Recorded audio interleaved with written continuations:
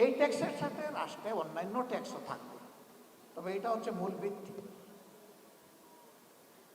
তো এই সমাজে যে উন্নয়ন হবে, এটা কি শুধু মুসলমানরা ভোগ করবে না আপনারও অধিকার আছে? ওই অবশ্যই নাগরিক হিসাবে আমার অধিকার আছে। আমি বললাম তাইলে বিচারটা কোথায়? আপনি কিছুই দিবেন না আর সে দিল, আর আপনি সমান অধিকার ভোগ করবেন, এটা কি ভাই ইনসাফ?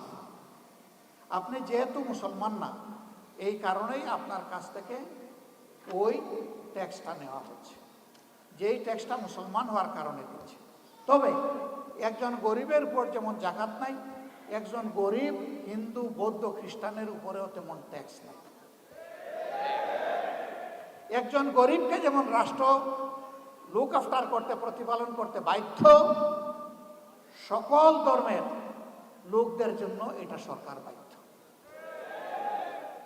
বলে তাইলে আমার আর কোনো কথা নেই। আমরা তো